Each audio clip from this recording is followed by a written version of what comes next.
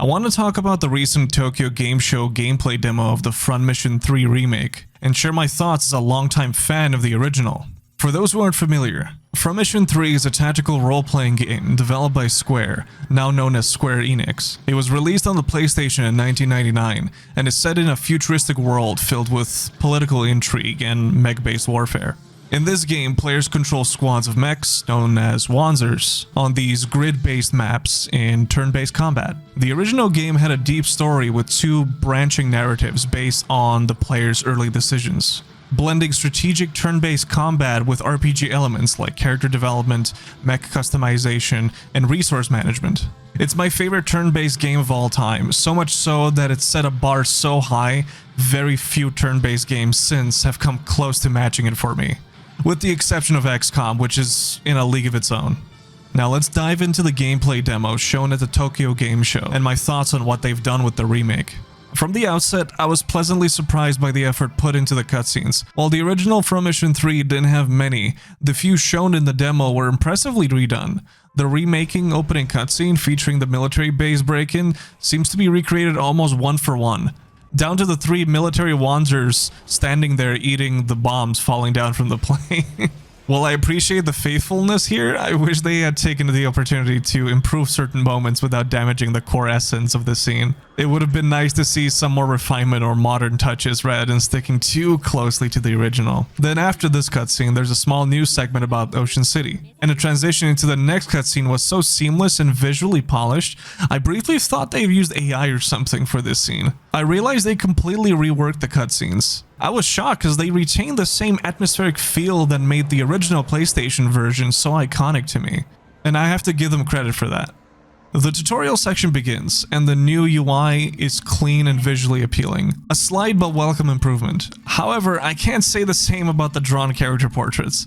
They look like they've been awkwardly upscaled and smoothed over, losing the detail and sharpness that made the originals charming. It honestly feels like the developers ran the art through an algorithm to upscale and smooth it, but it ends up looking wrong compared to the original. I would have preferred to see the characters fully realized in 3D at this point, since this is a remake, on the dialogue screens, as it would be really interesting to see how they would look like, rather than relying on these poorly processed 2D images.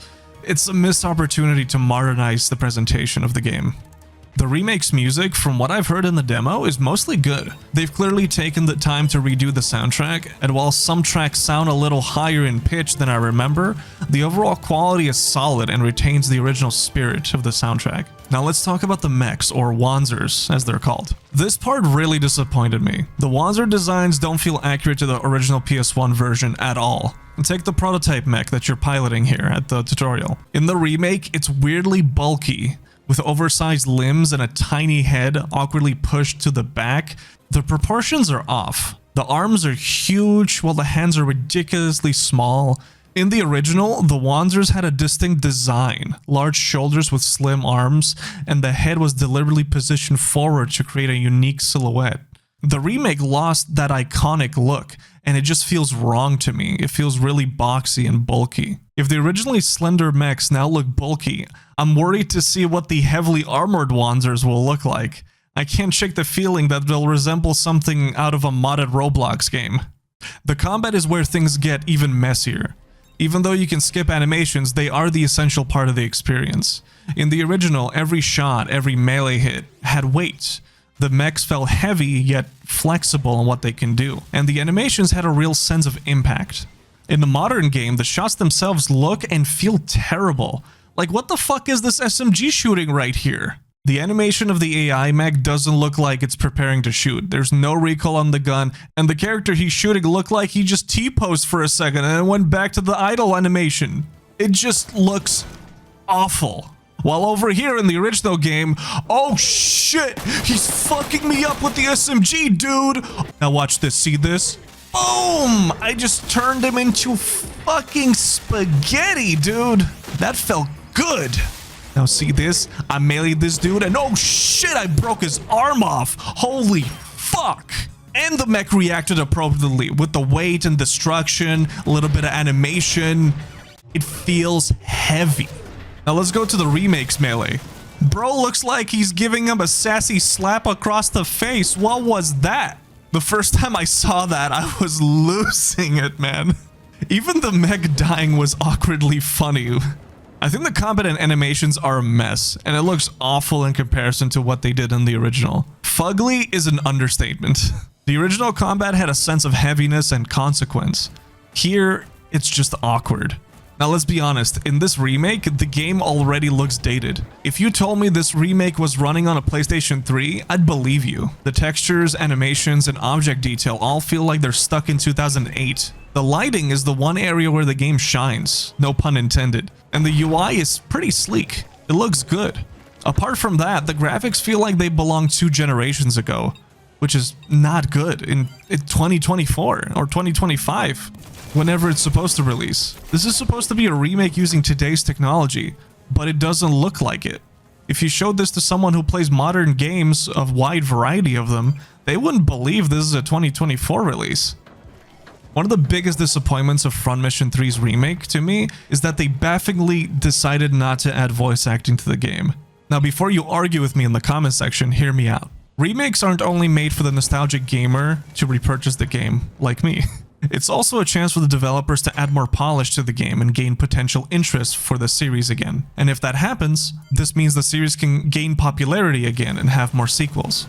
The conversations in Front Mission 3 are extremely lengthy, especially in the middle to late parts of the game, where you spend hours reading. While it may have been fine for you and me when we played the game originally, a lot of players will roll their eyes that there's no voice acting and they'll skip it. My assumption in the original game, that it most likely didn't have voice acting in the first place, was disk space. Commonly, PS1 discs held 700 megabytes of data at a maximum, and especially with the parts of the PS1 audio chip allowing high-quality stereo audio, game developers used a lot of the space into the audio. And take Metal Gear Solid 1 as a perfect example. All the characters have been voice acted, even though this was a rather short game in comparison. Can you guess how much disk space it took for Metal Gear Solid 1? It was around 200 megabytes, and that's just voice acting. And that's them trying to compress the audio slightly to make the files smaller than just using uncompressed audio. So almost 30% of the disk was used just for voice acting. Front Mission 3 being as big as it was, containing a bunch of assets, levels, maps, textures, sound effects, they were able to squeeze in only like 10 battle tracks, which you will hear in repeat over and over in different maps and levels, because of this lack of space, which is understandable. Where I'm going with this is, this was a technical limitation.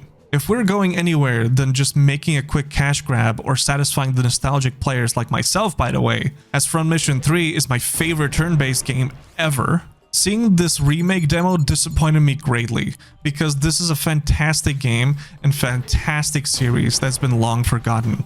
It deserves more than just simply trying to make use of the modern graphics, even though it seems like these graphics come from 2 generations ago already. I'd much rather have a game that has a chance to bring back the excitement to the series, instead of doing the minimum.